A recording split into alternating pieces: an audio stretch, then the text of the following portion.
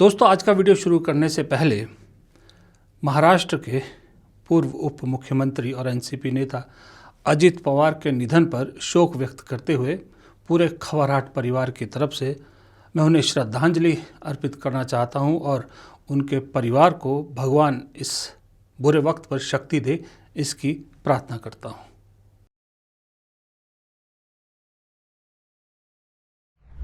नमस्कार दोस्तों, मेरा नाम है प्रदीप चौहान।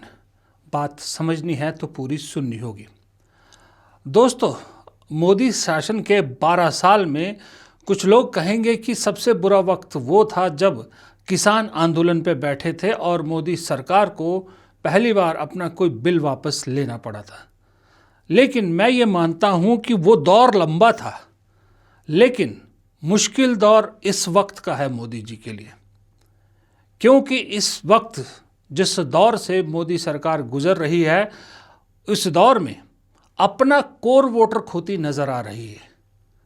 एक तरफ योगी आदित्यनाथ और शंकराचार्य के बीच के विवाद को लेकर सनातन वर्सेस सनातन की लड़ाई हो रही है, तो दूसरी तरफ यूजीसी नियमों के मामले में बीजेपी का कोर वोट यानी स्वर्ण वोट हाथ से खिसकता नजर आ रहा है। और बीजेपी इस वक्त मोदी सरकार यूं कहें दो राहे पर खड़ी नजर आ रही है, और इस दो राहे पर आगे कुआं है, पीछे खाई है। लेकिन इस दो राहे पर पहुंचाया किसने, पहले ये जानना भी जरूरी है, ये समझना भी जरूरी है। फिर इस दो राहे की बात करेंगे कि दो राह क्यों है। इस दो राहे पर पहुंचाने का क्रेडिट मुझे लगता है एक ही शख्स को जाना चाहिए था, और वो शख्स है ये हिंदुस्तान के लोग, आदिवासी, दलित, पिछड़े वर्ग के लोग, इनकी इस देश में भागीदारी नहीं है। कॉर्पोरेट इंडिया में नहीं है, जुडिशियल सिस्टम में नहीं है। आप मुझे नेशनल मीडिया में एक आदिवासी एंकर दिखा दो, नहीं मिलेगा। आप में कोई कमी नहीं है। हिंदुस्तान का पिछड़ा वर्ग, दलित वर्ग, आदिवासी वर्ग कोई भी काम कर सकता है, कुछ भी कर सकता है, कोई कमी नहीं है आप में। आपको रास्ता नहीं दिया जाता, आपको रोका जाता है, और मोदी जी आके बहाने बनाते हैं।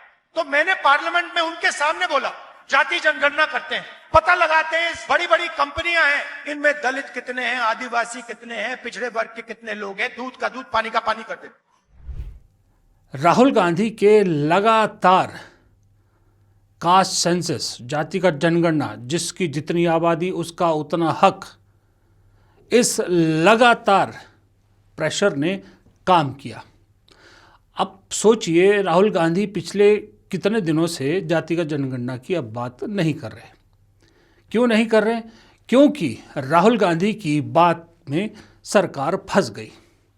राहुल गांधी ने दबाव बनाया तो सरकार को जातिगत जनगणना का ऐलान करना पड़ा, और जातिगत जनगणना का ऐलान किया तो राहुल गांधी ने छाती ठोक के कहा कि मैंने कहा था ना कि इसी सरकार में जातिगत जनगणना करवा के रहेंगे, और वो अब हो रही है। अब सोचिए, राहुल गांधी ने ये चाल बहुत सोच समझ के की थी, क्योंकि राहुल गांधी जानते हैं कि इस बीजेपी की जो मेन रीढ़ की हड्डी है वो दो चीज़ें हैं। एक है धर्म की राजनीति। धर्म की राजनीति को कांग्रेस धर्म की राजनीति से नहीं हरा सकती, इसलिए राहुल गांधी ने रास्ता निकाला कि धर्म की राजनीति को जाति की राजनीति से हराया जा सकता है। दूसरा ताकत, बड़ी ताकत जो बीजेपी की है, वो है उसकी मजबूत आर्थिक स्थिति। बीजेपी के पास इस वक्त जितना पैसा है उतना शायद ही दुनिया में किसी और पार्टी के पास हो, और भारत में तो ऑपोजिशन की टोटल पार्टी, ऑपोजिशन क्या मैं कहता हूँ, गैर बीजेपी सारी पार्टियों को मिला लो तो भी उतना पैसा नहीं होता जितना अकेली बीजेपी का होता है। और इस मजबूत आर्थिक स्थिति की वजह से बीजेपी चुनाव को अक्सर अपने हिसाब से मोड़ लेती है। हाँ तो दोस्तों, बात आर्थिक स्थिति की है तो आप लोग भी सोचते होंगे कि अमीर लोग अपनी जेब से ही करोड़ों कमा रहे होंगे। सच ये है कि सिर्फ जॉब से कोई अमीर नहीं बनता। उन्होंने अपनी इनकम को स्टॉक मार्केट में इन्वेस्ट करके पैसा बनाया है, पर अक्सर लोगों को आइडिया नहीं होता कि शुरू कहाँ से करें, और इसलिए मैं आपको इंट्रोड्यूस करवाना चाहता हूँ मार्केट वुल्फ से। मार्केट वुल्फ ये एक सेबी रजिस्टर्ड ऐप है जो इंडिया में काफ़ी तेज़ी से बढ़ रहा है। इधर एनालिस्ट आपको हर रोज़ बताते हैं कि किस में इन्वेस्ट करना चाहिए, वो भी बिल्कुल फ्री में। चलो मैं आपको दिखाता हूं कि क्यों ये ऐप इन्वेस्टमेंट के लिए बेहद परफेक्ट है। देखिए, मैंने यहां पर अपना पिन डालकर लॉग इन कर लिया। यहाँ जो फॉलो ट्रेंड फीचर है ना, इसमें आपको रियल टाइम में वो ट्रेड्स दिखते हैं जिसमें लोगों ने प्रॉफिट बनाया, और आप ये प्रॉफिटेबल ट्रेड्स एक टैप में ट्रेड कर सकते हो बिना किसी गैस वर्क के। ये देखिए, मैंने बस क्लिक किया फॉलो ट्रेंड पर, ट्रेड को प्लेस किया और बस ट्रेड शुरू हो गया। आप यहाँ बहुत छोटी सी इन्वेस्टमेंट अमाउंट से भी ट्रेडिंग शुरू कर सकते हैं। और जिनको डर लगता है ना कि कहीं बड़ा नुकसान हो गया तो क्या होगा, उसका भी सोल्यूशन है इनबिल्ट स्टॉप लॉस फीचर। मतलब जैसे ही लॉस एक लेवल तक पहुंचता है, ये खुद ब खुद स्टॉप लगा देता है ताकि आपका ज़्यादा नुकसान ना हो। देखिए, प्रॉफिट ट्रेंड के हिसाब से मूव कर रहा था, मैंने स्टॉप ट्रेड क्लिक किया और बस 1306 रुपये का प्रॉफिट बुक हो गया। मार्केट वुल्फ ऐप आपको फ्री रिकमेंडेशन भी देता है कि देखिए, लोगों ने अभी तक एक दिन में 14,142, दिसंबर में 33,512 और पिछले पूरे साल में 5,03,940 का प्रॉफिट बुक किया है। और इस प्रॉफिट पे मार्केट वुल्फ का कोई कमीशन भी नहीं लगता। इस पूरी फैसिलिटी को आप मात्र 99 रुपये की लाइफ टाइम फीस के साथ इस्तेमाल कर सकते हैं, वो भी सुबह 9 बजे से लेकर रात को 12 बजे तक। मार्केट वुल्फ ऐप के 2 मिलियन से ज़्यादा डाउनलोड ऑलरेडी हो चुके हैं और लोग इससे अपना फाइनेंशियल फ्यूचर सिक्योर कर रहे हैं। लिंक आपके लिए डिस्क्रिप्शन में दिया है और कमेंट में भी पिन किया है। जाइए अभी मार्केट वुल्फ को चेक कीजिए। जैसा कि मैं कह रहा था, आर्थिक स्थिति की बात कर रहे थे, अब जरा दोराहे वाली बात पे लौटते। राहुल गांधी ने कैसे दोराहे पर इनको खड़ा किया। आर्थिक स्थिति पे अभी जो मजबूत आर्थिक स्थिति है उसका इलाज तो नहीं निकाल पाए राहुल गांधी, लेकिन एक मुद्दे का इलाज निकाल दिया। सरकार को राहुल गांधी का लगातार प्रेशर था, राहुल गांधी के हाथ से मुद्दा छीनना था। राहुल गांधी से मुद्दा छीनने के लिए सरकार ने ऐलान कर दिया कि जातिगत जनगणना करेंगे, लेकिन उसका क्रेडिट मिल गया कांग्रेस को, राहुल गांधी को।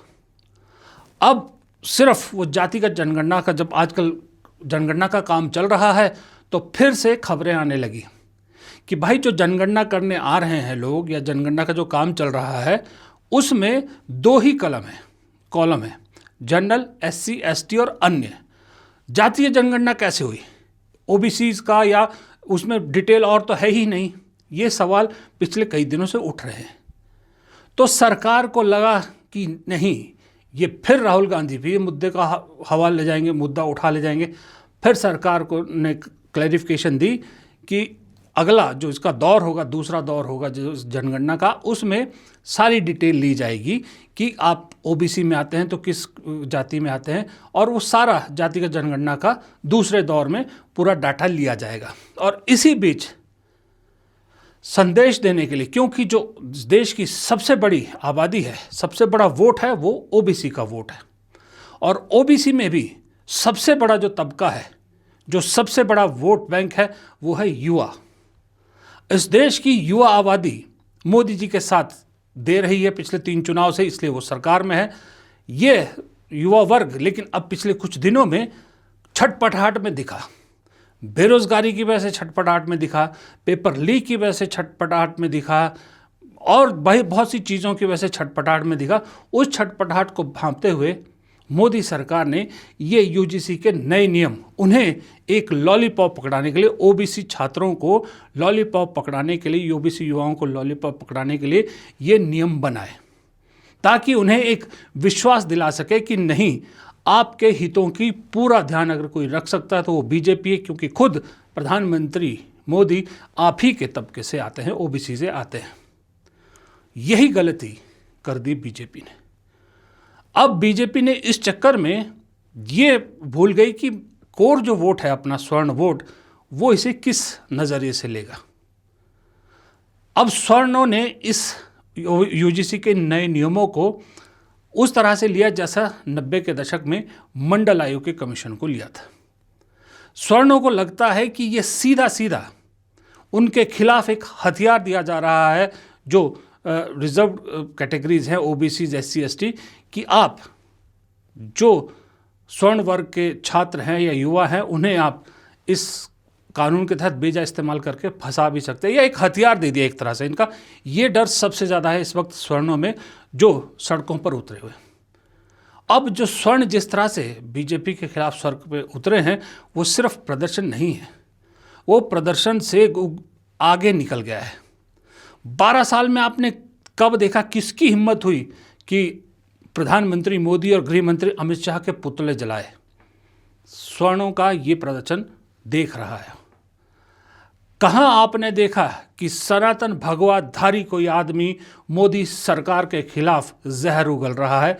आजकल आप देखिए सड़कों पर खुलेआम चैलेंज किया जा रहा है मोदी शाह को और बीजेपी को गालियां दी जा रही है। दूसरी तरफ अब ओबीसी के लोग भी सड़क पर उतर आए हैं, दलित समुदाय के लोग भी सड़क पर उतर आए, वो इसके समर्थन में उतर आए हैं। मतलब एक तरफ स्वर्ण प्रदर्शन कर रहे हैं, दूसरी तरफ दलित और ओबीसी प्रदर्शन कर रहे हैं। दोनों आमने सामने बीजेपी ने खड़े कर दिए।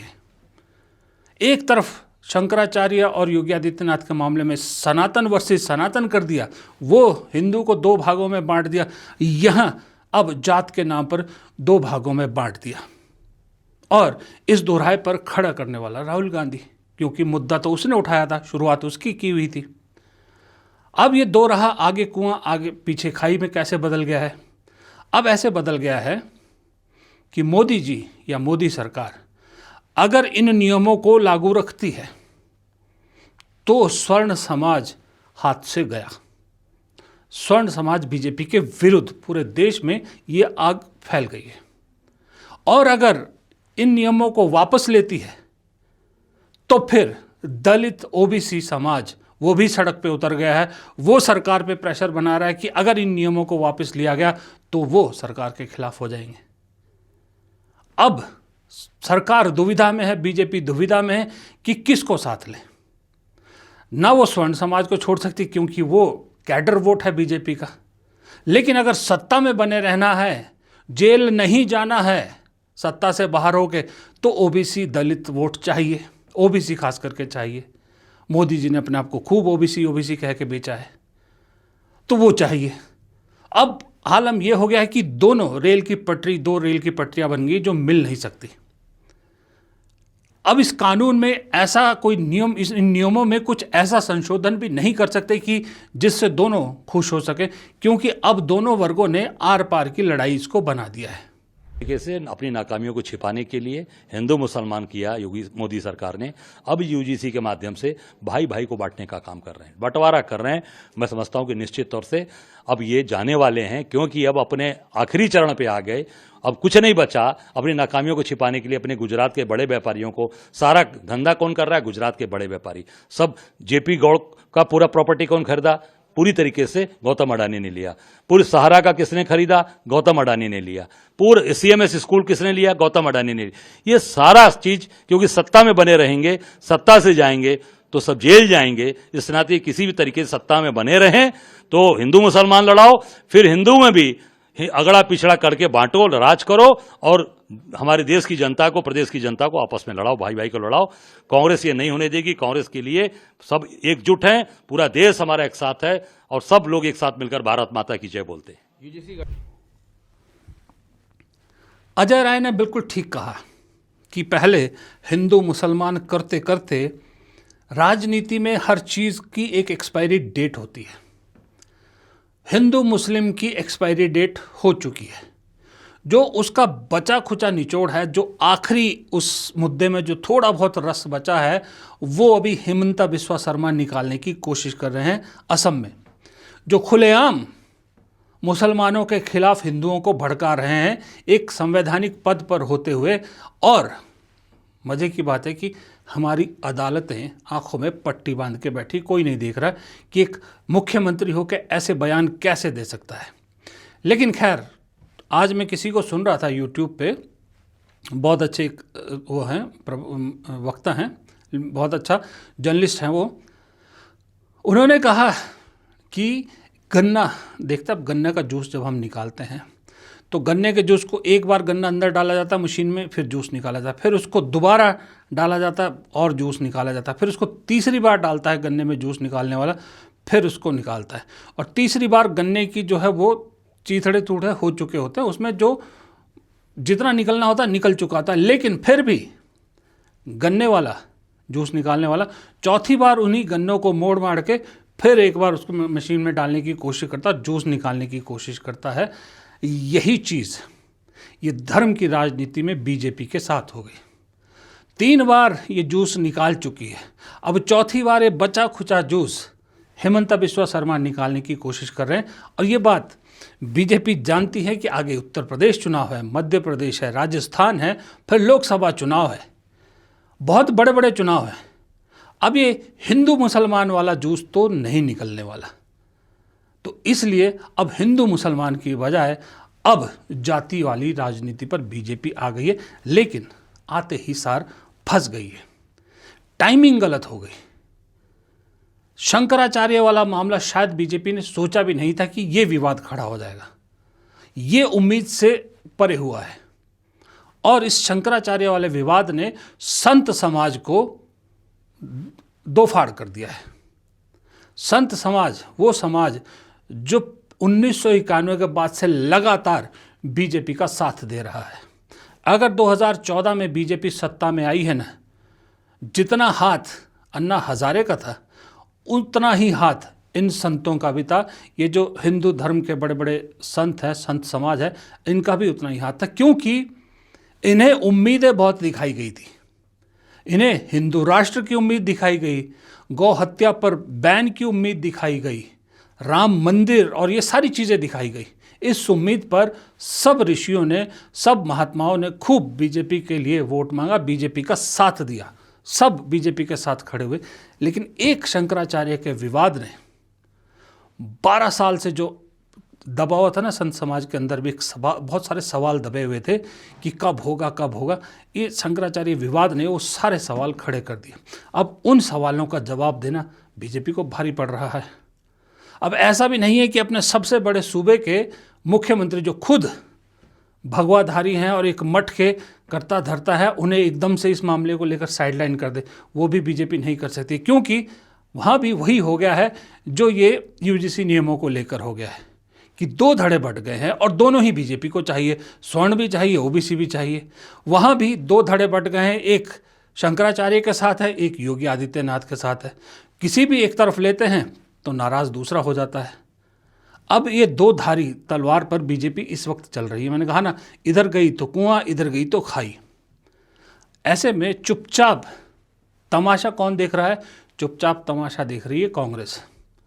कांग्रेस ने बड़े स्ट्रैटेजिकली ये तय किया है कि ये जो यूजीसी वाला मामला है, इस पर कोई टिप्पणी नहीं करेंगे, चुप रहेंगे और फिलहाल सिचुएशन को देखेंगे कि सिचुएशन किस तरफ क्या रुख बदलती है, उसके हिसाब से पार्टी अपना स्टैंड लेगी।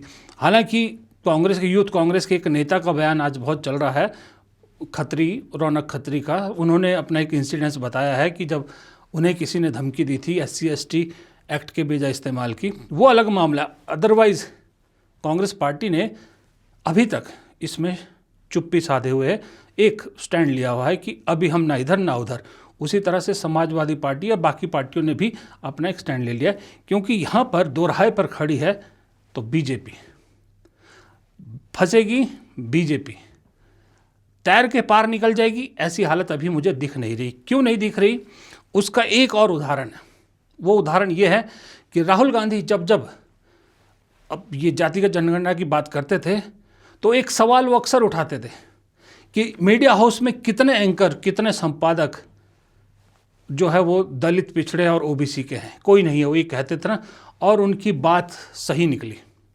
जैसे ही ये यूजीसी नियमों वाला मामला सामने आया, सबसे पहले भड़ास इन एंकरों की, इन संपादकों की निकल रही है। बहुत से एंकर, बहुत से संपादक चैनलों पर अपनी भड़ास निकाल रहे हैं, सरकार को खरी खोटी सुना रहे। चैनल ही नहीं, इनफैक्ट जो भक्त, अंधभक्त बहुत सारे यूट्यूब चैनल भी चलाते हैं, यूट्यूब पे अच्छा खासे फॉलोअर्स हैं उनके, वो सब भी सरकार को लताड़ रहे हैं। कुछ तो शिक्षा मंत्री धर्मेंद्र प्रधान को लात मारकर भगाने के तक की बात कह रहे हैं, ऐसी भाषा का इस्तेमाल कर रहे हैं। यहाँ तक आ गया। और भक्त जो मोदी सरकार के भक्त थे, मैं आपको 2 दिखाता हूँ। एक देखिए, कुमार विश्वास कितनी चाटते थे। कुमार विश्वास क्या लिख रहे हैं इसको लेके? चाहे तिल लो या ताड़ लो राजा, राई लो या पहाड़ लो राजा, मैं अभागा स्वर्ण हूँ मेरा, रोया रोया उखाड़ लो राजा, #UGC रोल बैक। ये कुमार विश्वास हैं। इसी तरह से एक आपको मालूम है, मनोज मुंतशिर शुक्ला जी, अपने आप को कहते गीतकार हैं, मोदी भक्ति में लय लीन। सुनिए क्या कह रहे हैं आप। अगर किसी बाग में एक पौधा छोटा रह गया तो इसका मतलब ये तो नहीं कि प्रोटेक्शन और इक्वलिटी के नाम पर बाकी पौधों को ऊपर से काट दिया जाए। अतीत का पन्ना बंद हो चुका है। 21वीं सदी के जिस दौर में हम जी रहे हैं, ये जातियों की विदाई का समय है। मैं आदरणीय प्रधानमंत्री जी से 140 करोड़ भारतवासियों की तरफ से हाथ जोड़ के विनती करता हूं कि हम सब के लिए आप पिता समान हैं। एक बच्चे को खुश करने के लिए दूसरे को बेवजह थप्पड़ मत मारिए। आपकी ममता और स्नेह पर हम सब का बराबर अधिकार है। यूजीसी का काला कानून वापस ले लीजिए। हमारी एकता को कमजोर होने से बचा लीजिए। अगर इस देश में जातियां जीत गईं तो भारत हार जाएगा। और इस तरह से एक पूरी जमात है जो ये मामले को लेकर, जो जितने स्वर्ण थे, जो बीजेपी के भक्त थे, उनके दिल की भड़ास निकल रही है, टीस निकल के बाहर आई। उन्होंने शायद सोचा भी नहीं था कि मोदी जी उनके साथ ऐसा कर देंगे। राहुल गांधी की यही बात पे सच्चाई फिर साबित हो गई यहाँ। वो यही तो कहते थे कि कितने राइटर, कितने संपादक, कितने एंकर दलित ओबीसी समुदाय से कोई नहीं है, सब स्वर्ण समाज से हैं। इनफैक्ट मैं खुद स्वर्ण समाज से हूँ, आप मेरे नाम से आइडिया लगा सकते हैं। लेकिन बात यह है कि हमें अभी भी पत्रकारिता वही आती है जो 2014 से पहले करते थे, जो हमें सिखाई गई थी कि हमारे लिए दलित, ओबीसी, एससी, एसटी, स्वर्ण, बनिया, सिख, ईसाई, मुस्लिम सब बराबर हैं।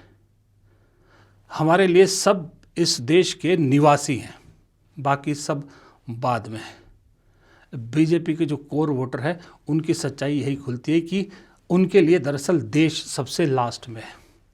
पहले उनके लिए होता है अपना परिवार, दूसरे नंबर पर अपना समाज यानी अपनी जाति, तीसरे नंबर पर अपना धर्म, चौथे नंबर पे कहीं जाके देश उनकी कैटेगरी में आता है। ये फ़र्क है देशभक्त और अंधभक्त में। जाते जाते फिर आपको याद दिला दूं कि मार्केट वुल्फ ऐप के 2 मिलियन से ज़्यादा डाउनलोड ऑलरेडी हो चुके हैं। लिंक कमेंट में पिन किया है, बस क्लिक कीजिए और अपनी जर्नी शुरू कीजिए। और ये वीडियो पसंद आया है तो वीडियो को लाइक करना मत भूलिएगा, बहुत छोटा सा काम है लाइक करना। और अगर चैनल को सब्सक्राइब नहीं किया तो सब्सक्राइब का बटन दबाना 1 सेकंड का काम है। और अपनी राय जाहिर करने के लिए कमेंट बॉक्स में ज़रूर अपनी राय जाहिर कीजिएगा, उससे हमारा ज्ञानवर्धन बहुत होता है। और बड़े दिनों से मैंने आपसे गुजारिश नहीं की है, अगर आप हमारी कुछ आर्थिक मदद करना चाहते हैं तो फिर आप ज्वाइन बटन या सुपर थैंक्स के ज़रिए भी हमारी मदद कर सकते हैं। ज्वाइन करेंगे तो हमारे परिवार का एक परमानेंट सदस्य बनेंगे तो हमें बहुत खुशी होगी। नमस्कार।